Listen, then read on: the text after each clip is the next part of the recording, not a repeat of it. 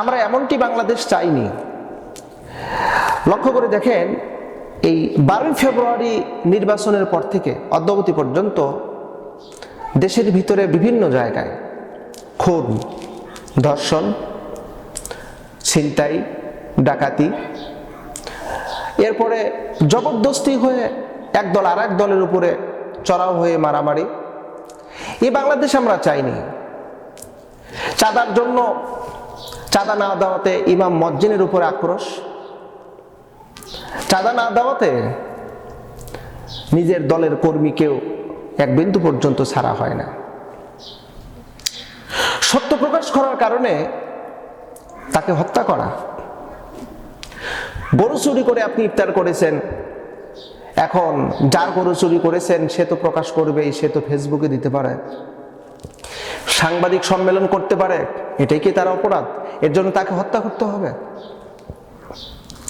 আপনি নারীকে ধর্ষণ করেছেন, ওই নারী তো বিচার চাইতেই পারে, বিচার চাওয়াটা তো কি অপরাধ? এর জন্য তাকে হত্যা করতে হবে?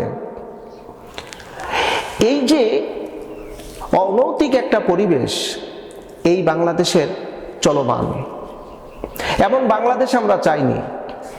আমরা চেয়েছিলাম সার্বভৌমত্ব, স্বাধীনতা। আমরা চেয়েছিলাম এমন একটা বাংলাদেশ যেখানে প্রত্যেক ব্যক্তি তার স্বাধীন মত প্রকাশ করবে, প্রত্যেক ব্যক্তি তার চিন্তাশীলতার উপরে চলমান থাকবে, ন্যায় প্রতিষ্ঠিত থাকবে, ইনসাফ প্রতিষ্ঠিত হবে, বিচার হবে ইনসাফ ভিত্তিক। একজন জালিম সেও যেন ইনসাফ থেকে বঞ্চিত না হয়, একজন অপরাধীও যেন ইনসাফ থেকে বঞ্চিত না হয়। আমরা তো এমনটি বাংলাদেশ চেয়েছিলাম। আমরা তো চাইনি মাইট ইজ রাইট, জোর যার মূল্য তার। বাংলাদেশ নিয়ে কেন কথা বলতে হচ্ছে? কথা বলতে হচ্ছে এই জন্য, কারণ এই দেশের স্বাধীনতার জন্য আমরা ইতিহাস থেকে যতটুকু জেনেছি, 48 থেকে শুরু করে 52, 62, 64, 66, 68, 69, 70, 71, 76, এরপরে 91, 96, 2006 থেকে 2008, এরপরে হলো 2013, 14, 15।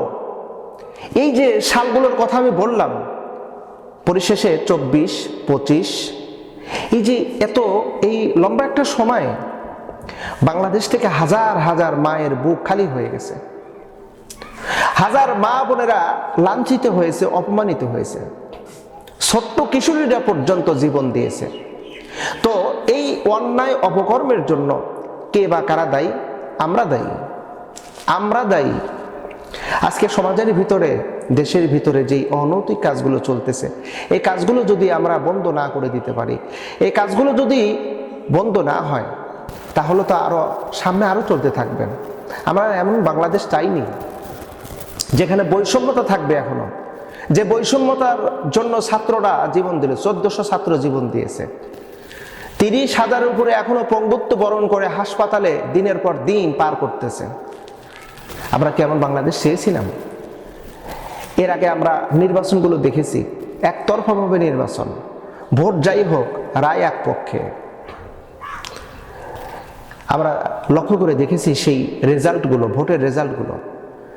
এই বছরে ভোট হলো, আমরা দেখতে পারলাম মানুষ উৎসব মুখর হয়ে ভোট দিল, কিন্তু রায় হলো উল্টো।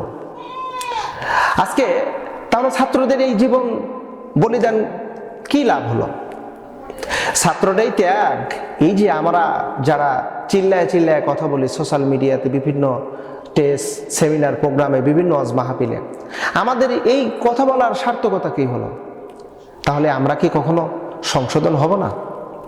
আমরা কি সংশোধন হতে পারবো না? যে অর্থবিত্তর জন্য আজ আমরা হাহাকার। আজ বাংলাদেশের রিজার্ভ কমতি থাকার কারণে দেশ পিছিয়ে যাচ্ছে। ব্যাংকে মানুষ টাকা রাখে নিরাপত্তার জন্য, সেই ব্যাংকে টাকা রাখার পরে টাকা তুলতে গিয়ে দেখা যায় যে ব্যাংকে টাকা নেই, টাকা আউট। এই গত কয়েকদিন আগের ঘটনা।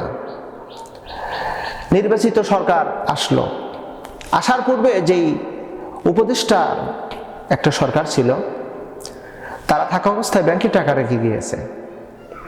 12 দিনের মধ্যে ব্যাংক থেকে টাকা আউট, মাত্র 25 কোটি টাকা আছে।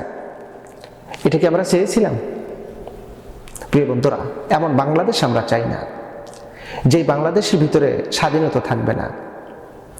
প্রত্যেক ব্যক্তি তার স্বাধীনভাবে কথা বলতে পারবে, মন চাইলে সে তার স্বাধীনতা প্রকাশ করবে, ন্যায় ইনসাফ বিচার চাবে। এমন বাংলাদেশ আমরা চাইনি। তবে আমরা সেই বাংলাদেশ চাই যেই বাংলাদেশের ভিতরে জবাবদিহিতা আছে। আসুন আমরা এই মেসেজটা আমরা সর্বোচ্চ স্তরে দেওয়ার চেষ্টা করি।